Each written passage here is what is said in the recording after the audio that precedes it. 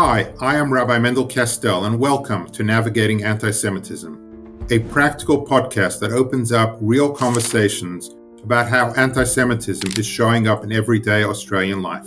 We'll explore how antisemitism impacts identity and everyday safety through 5 key themes: health, support, resilience, education, and awareness, and how we can respond with strength, support, and care. Across the series, we'll hear from community voices, experts, and advocates to better understand what's happening in our communities and how we can work together to create safer, more inclusive spaces for all.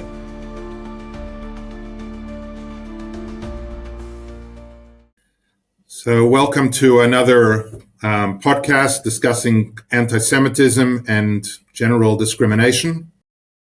We have a very special guest today, the Commissioner, the Race Discrimination Commissioner of the Australian Human Rights Commission. Hopefully I'll get this right. Giridharan Sivaraman. Close? Close. Close, Rabbi.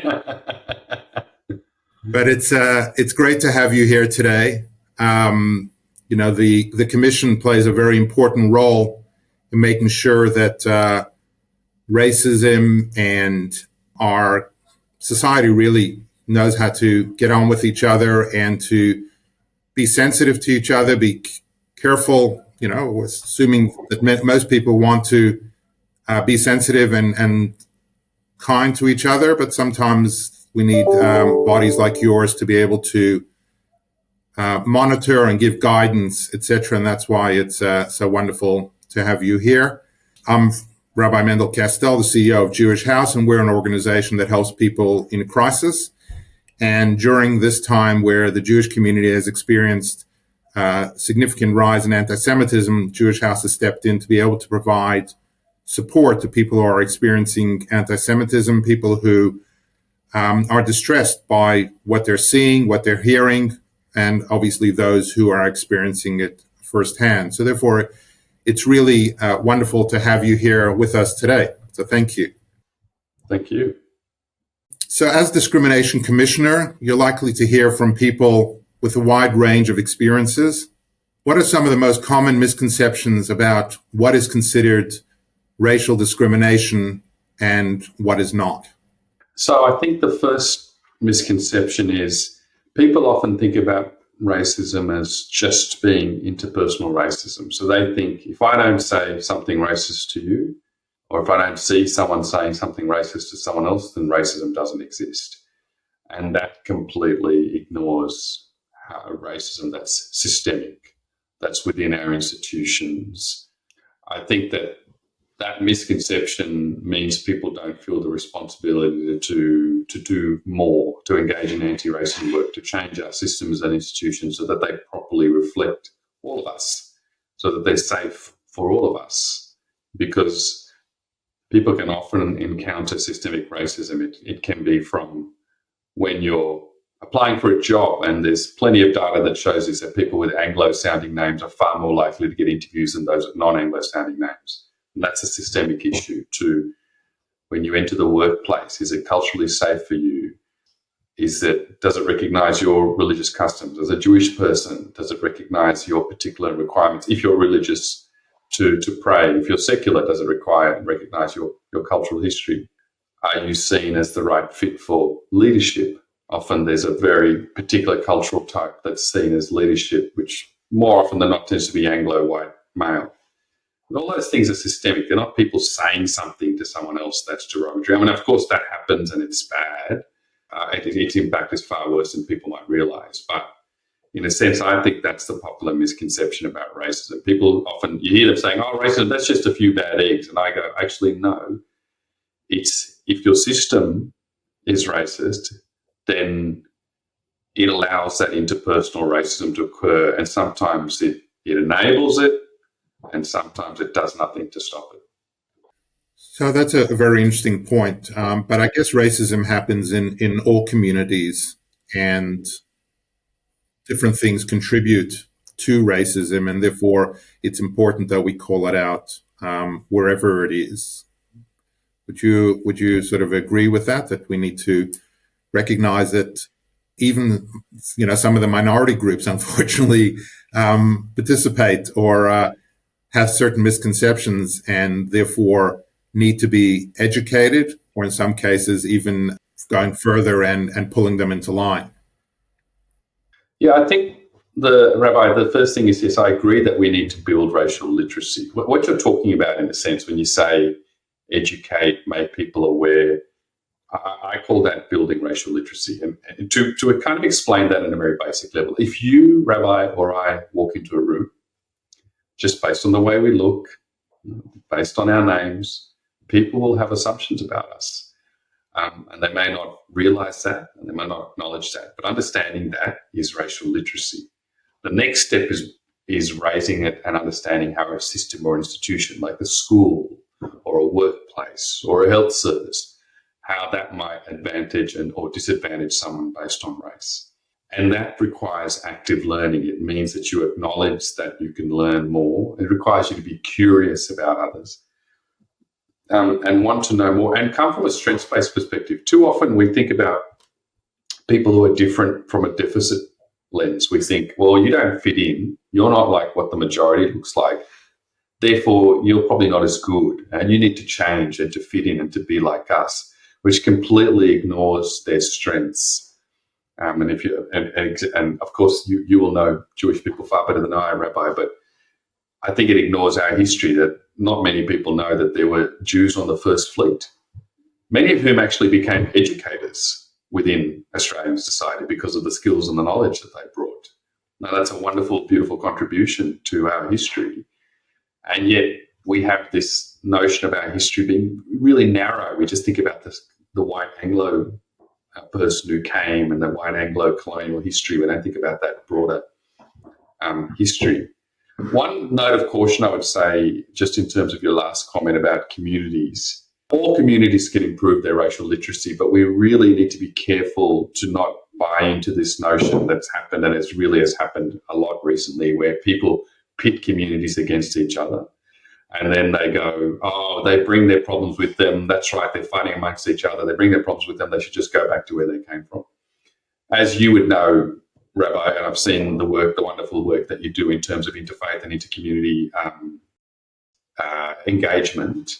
Diverse communities are actually often do a lot better than others in terms of engaging with various communities, in terms of creating interfaith spaces. Now, I know that's been under a bit of strain of late, but I'm confident it will come back. And being curious and learning about each other, because we all share, or many of us share, the same things. We share the migrant experience. We share that notion of wanting a fair go and wanting to do well and our children to do well. And we have, in that sense, more in common than we do that's different. I think that's a very good point. We here at Jewish House have a very multicultural team. And what we find is that people connect very well to people from different kinds of backgrounds. And it sort of takes away a little bit of that power imbalance. So that's just a side point. I'm particularly interested in what I would call subtle antisemitism, subtle discrimination. It's the little stuff that you can't sort of hang your hat on, but in some ways they cut deeper than in other instances. Whether it's the little joke, the snide remark, those kind of things.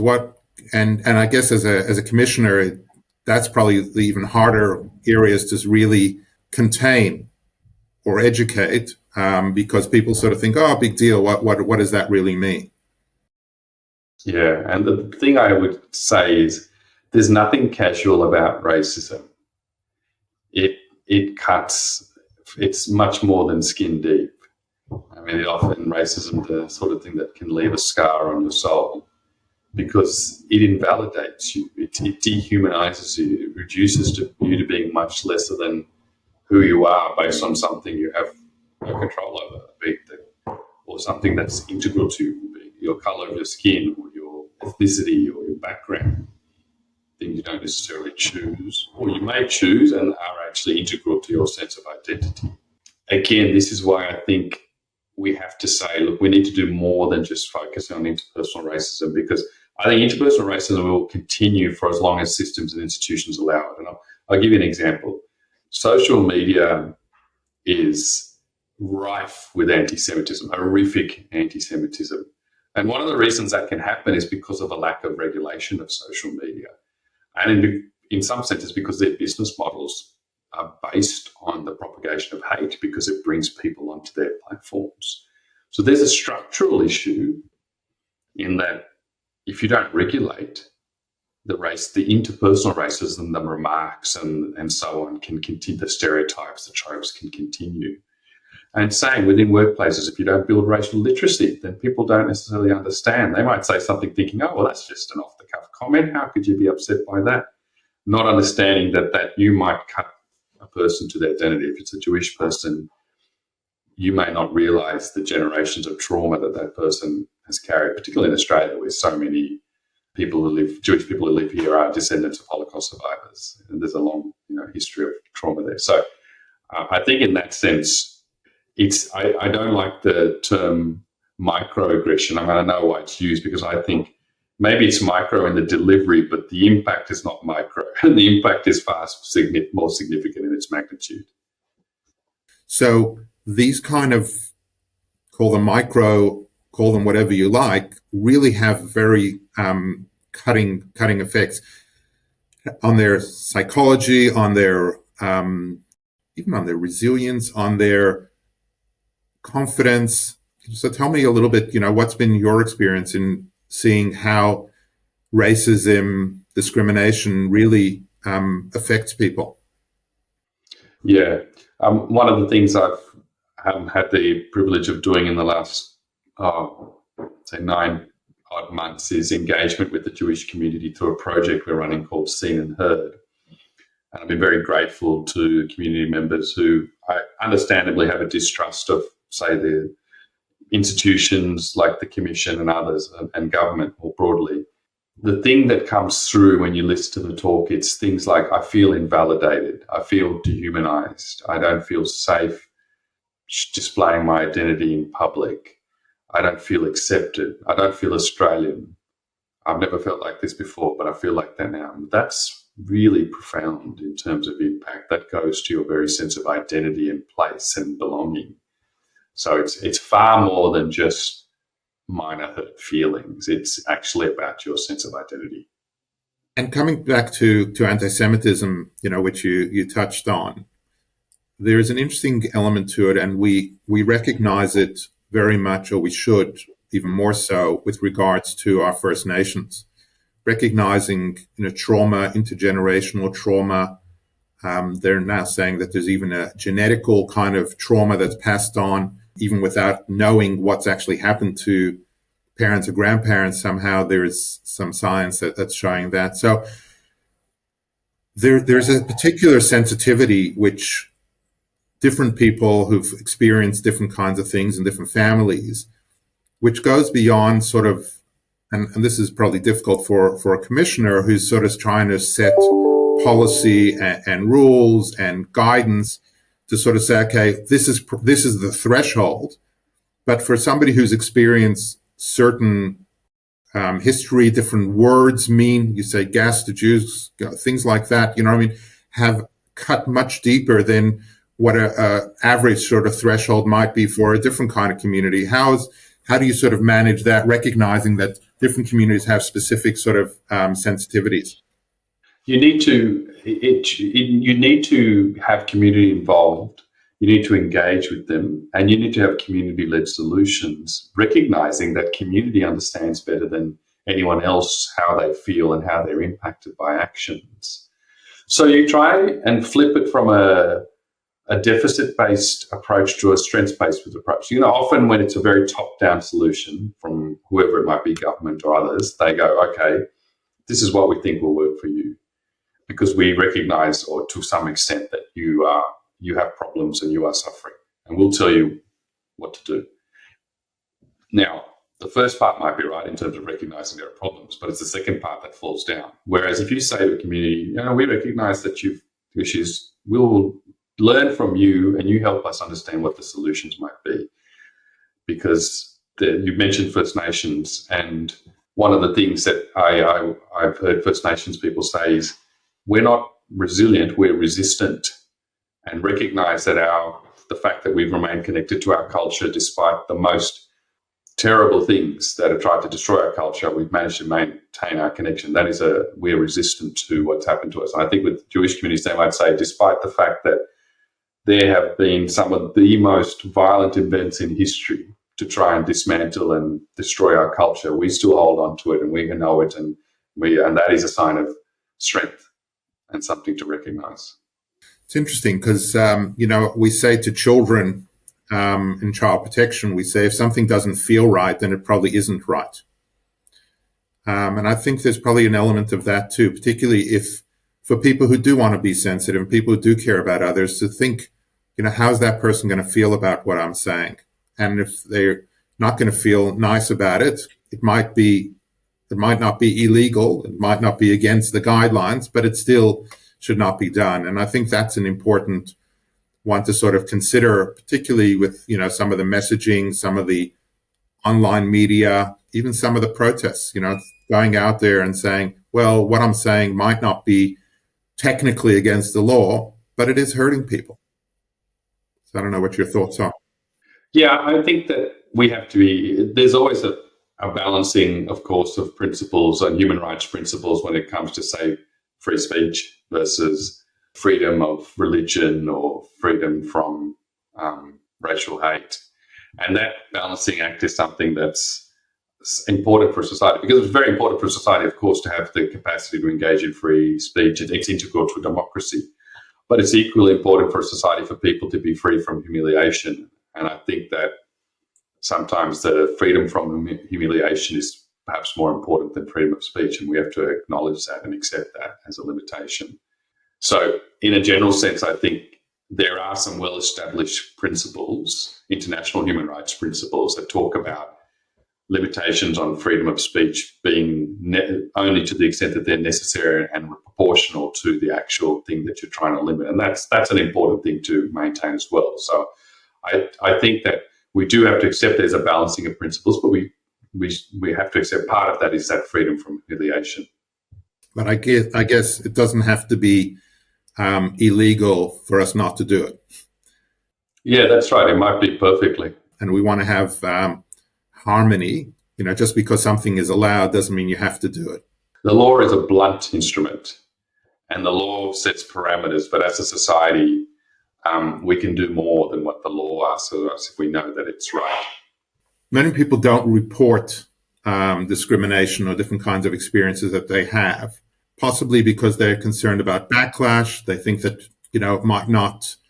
it doesn't hit the threshold. How do reports play into the opportunity for you to be able to do your job better, to be able to be more aware of what's going on and be more understanding, to really help government, help society, be more sensitive and do the right thing? Yeah, I think that it's sad but very true that the amount of racism you see reported is a fraction of what's actually happening. And that's clearly the case with anti-Semitism. That's come through in terms of constantly with communities that I engage with. They'll say, well, what's the point? What's going to happen if I say anything? Will anything change? And in addition, sometimes people are victimized for calling out racism. In my experience, the person that calls out racism often ends up being targeted more than the alleged perpetrator. So it's in that context, you can understand why people don't speak up. But of course, if you don't speak up, then we don't get the full sense of the problem. We can't go to government and say, look, this is actually a really significant problem and we need solutions. The other thing is, when people speak up, sometimes we can go to government and say, actually, we've heard from a variety of communities, and some of the things that they talk about, or many of the things often that they talk about, are actually similar. Obviously, everyone's experience of racism is unique and anti-Semitism is unique in that sense. But the things about structural racism, like institutions not feeling safe, not having good complaints mechanisms, authority not understanding how to respond to incidents, racial literacy being poor within educational institutions, the media not portraying race and racism, or not dealing with race and racism well in its coverage, health services being disrupted by racism or providing bad outcomes. All of those things are structural, And if people talk to you about their experiences, you can start throwing the threads together and come up with solutions that will certainly help the victims of anti-Semitism, but help all communities. So organizations like Jewish House and other organizations that sort of sit on the front line, I mean, besides listening to people, counseling people, validating their feelings, what sort of role do you see us being able to play in the work that you're doing to be able to make Australia more tolerant and respectful to each other? Well, you do a wonderful job, and I commend you for it. Being on the front line is the hardest thing to do, isn't it? Because you're the ones that hear the accounts of racism raw. But I think what you can do is connecting to the broader programs of work that the Human Rights Commission is doing. And for example, late last year, we released the National Anti-Racism Framework, which is a roadmap for eliminating racism in Australia. It provides an opportunity for a whole of government approach, a whole of society approach, actually, to deal with racism. And I would say one thing would be have a look at that framework and see what recommendations you support and provide public support for them, because the more support we get from organisations that are valued and trusted like yours, the better action we'll get from government on them. I think it's engage with the commissions when we have specific projects, which at the moment we are doing, that are dealing with anti-Semitism. People, as I said earlier, and this is just, I'm just speaking frankly about this, people don't necessarily trust institutions like the Commission, and we can always do better. There's no doubt about that. And the starting point, of course, is engaging with people like you and institutions like yours to show we're interested, we want to hear from you, we're engaging with your trusted institutions, we come here with good intentions, and we want to hear from you. So looking at different areas where anti-Semitism and discrimination sort of happens, whether it's a workplace or schools, what are some of the early sort of signs to say, this is really not okay what's going on here. I really should start to think about what's going on here, what I can do, how to protect myself or where to report, etc. What are some of those early sort of signs before it becomes institutionalized or becomes more broad and acceptable? Yeah, I mean, I think then early signs are what leaders do and say, because I think that leaders set the tenor of the tone of an organisation, and leadership is critical to eradicating racism. So if you come into an organisation and you see leaders modelling bad behaviour or being silent when bad behaviour occurs, then there's a problem, because that that's just going to grow, because people then feel like they've got license to do it, or it's normalised. Conversely, if you see leaders jumping on things and immediately acting in a firm but fair way, then okay, this organisation is taking it seriously. They want to make a difference. If you see leaders not putting all of the responsibility on the victims of racism to do the work, but working with people who are affected by racism and then coming up with solutions with them, that's a good sign. Whereas if you see it all being pushed onto the victims of racism to take action, that's not a good sign, because the person who suffered racism or suffered anti-Semitism then has to do all the work to try and eradicate it when they've already got the burden or the trauma of suffering anti-Semitism. That's enormously challenging. Another thing to look for, I think, is, does your organisation have good policies on dealing with racism? And unfortunately, there are some areas of government and some organisations that don't even want to use the word racism. They'd rather talk in euphemisms. And I think, I don't know if this is going to work with your listeners, Rabbi, but racism isn't like Beetlejuice. Saying the word doesn't make it appear amongst you. It's there already, and you need to name it and deal with it. And if you need to actually be actively anti-racist and have policies that say that, and that's how you bring about progress. So I think those are the early signs that I'd be looking for. And how about taking steps to be pro cultures and learn about each other and sort of understand, what is a word that says hello? What are the foods that they might eat? What are some of the festivals they might be celebrating to really create a positive culture that encourages different cultures to be expressed in the workplace? I often say that. I say we should be more curious about each other, about our differences. We should think about what we can learn from each other, and yes, food and language, and but even more deeply than that, philosophy and thought.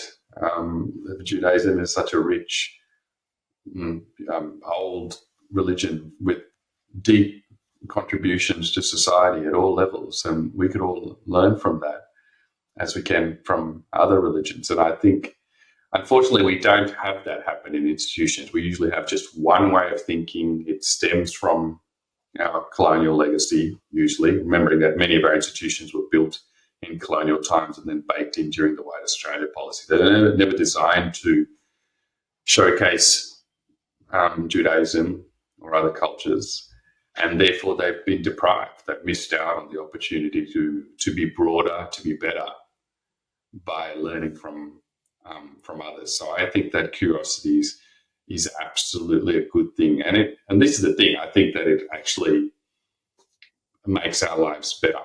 Anti-racism makes our lives better and richer. Because it's an interesting one, because here at Jewish House, what we've done is we've created a website that provides information both if you're Jewish and are a police officer, or if you're Jewish and a patient in a hospital, or if you're a police officer dealing with the Jewish community, or if you're a doctor or nurse, that you want to be able to understand what is Shabbat, what is kosher, what are the festivals, what are end-of-life issues, all these kinds of things. Part of the conversations that I've had with multicultural and others is, hey, this idea can be rolled out across different cultures and religions to be able to learn about each other, so that, if you're a Service New South Wales worker in Orange and you find somebody who comes from a particular culture you've never come across, you can quickly jump on and sort of just find some information and create some common ground. So I think there's opportunities to be able to do that across government departments, but obviously across corporates as well. Great initiative. Yeah. So here in Australia, we've got, with your work and government, there's lots of laws, there's guardrails, but many people don't know their rights or don't feel that the rights are doing the job that it needs to be done. What are some of the things that you feel might be the biggest disconnect between the policy and lived experience? Yeah, so the thing is, the first thing I say is education. We need to inoculate our children against the scourge of racism. So we actually need to get in early. Our consultations for the National Anti-Racism Framework show that racism can occur from as early childhood, primary school, high school, universities. And I think especially at the younger ages, there's an aversion to talking about race and racism, because people think, oh, that's divisive, or those concepts are too challenging. And I often say, if our kids can experience racism, then we need to teach them about racism. And in doing so, we hopefully help them be better and not fall prey to what is often malicious social media, or sometimes even political rhetoric, whatever it might be, and make better decisions. I mean, the highest ever award of damages under the Race Discrimination Act was a case of antisemitism in a school, a public high school in Victoria, involving 6 students, 5 or 6 students, Jewish students. So if that doesn't tell you that education is where we need to start, I don't know what does. So for me, policy only works if you have actions that are practical.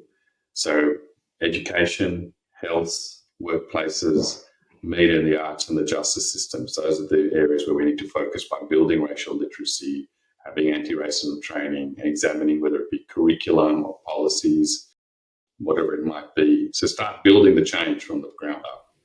So what are some of the projects that you're working on at the moment? I have 3 major projects. The first is a national anti-racism strategy, which includes a national anti-racism framework that we launched at the end of last year. And this stage is still being considered by government, but I do hope that they'll step up and support the recommendations. The second is a historic study into racism in the university sector, which will have a focus on antisemitism and also other forms of racism, and come up with recommendations. And the third is a project called Seen and Heard, where we're talking to communities who've had an increase in racism, like antisemitism, and other forms of racism since October 7, 2023.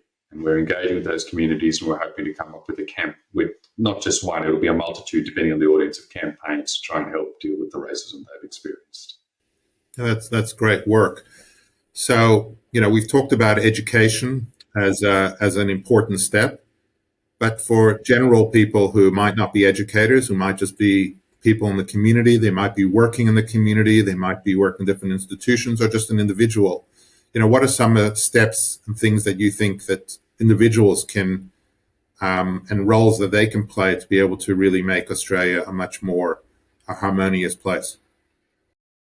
Yeah, I think everyone has a role to play. Firstly, in terms of educating yourself, and there are lots of resources. If you go to the Racism It Stops With Me website as part of the Australian Human Rights Commission, you'll find a heap of resources to try and build your understanding of racism. One that we've released recently that I think is an excellent one because it's very simple and clear is called Debunking the Myths and Misconceptions About Race and Racism. And it just, those very well entrenched myths like it's just all about merit or there isn't really racism, the basic myths that often people buy into, they're debunked in that resource. So I would say build your literacy, racial literacy, build your understanding, and then look about opportunities to make a difference. Everyone has some, and it may not be much, but at least a little bit of power and privilege in some way to bring about change, whether it be in your workplace, in the school, in the community, wherever it is, where you can start asking the questions and bringing about the change. So I think we should always think positively that we have the ability and the capacity to make our society better. So talking about being positive, the Jewish community has been through a lot, as have other communities at different times. What gives you hope? What are some of the signs? What are the things that we're seeing that are starting to turn the tide, that are making people more aware, people engaging more to be able to understand the sensitivities of others and making the world a better place, particularly our neighborhoods and our streets? I mean, one thing that gives me hope is young people. And I know that's a cliche, trite thing to say, but I engage with young folks and communities in various different ways. I had one last week with a multicultural youth organisation in Melbourne, and they were just so impressive, so switched on, so passionate, so racially literate. So generous. I thought, well, this gives me hope. These are people wanting to make a difference and doing that. So I do think that's where my source of hope comes from. Which I think is great, and it's they're our future, but they're also the ones that are influenced most with social media. But they are our future, and investing in them absolutely is so important. But at the same time, we've seen some of the challenges and the targeting of them on university campuses. I think that's an area that we need to focus on. But at the same time, that's the opportunity to really engage with them. And as you said, your engagement has shown that they do want a better place for the next generation, and therefore that's really encouraging. So if I was to finally ask you, what is one thing you wish every Australian understood about discrimination and racial equality, what would that be? If you had that one message that you can drill into their head, what would it be? Yeah, the one message would be is eradicating racism makes everyone's lives better. Fighting racism is not a zero-sum game. If you eliminate racism, it's not a case of one person losing something and someone else gaining something. We all actually gain, because a society where we all can be ourselves, where we can all flourish, where we're all respected, where we're curious about each other and want to learn from each other, is actually a society that's better for everyone. That's the one thing I would say. It's been a really great conversation. And Commissioner, I've really enjoyed having an open and frank conversation with you.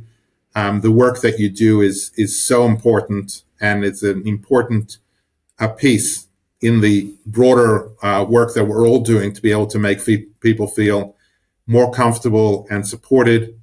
And therefore, here at Jewish House, where we recognize each individual, People often say, which is interesting, I say, I'm the CEO of Jewish House, and what do you do? We help people in crisis. Is that only for Jews? There's straight away a thing in their mind that goes, somehow the Jews only help their own. So no, do you help others? And Jewish House does. And, when we talk about some of our homelessness programs, considering that we're a small number of the population, the number of homeless people that we help is huge, which means that we help everybody. It doesn't matter what background, where they've come from. If they need help, Jewish House is here for them. And that's really what it's about. It's about thinking about other people. It's about caring about other people, and people knowing that we're all Australians. We're all here because we enjoy this country and we need to respect each other. And that's what's going to keep the wonderful work.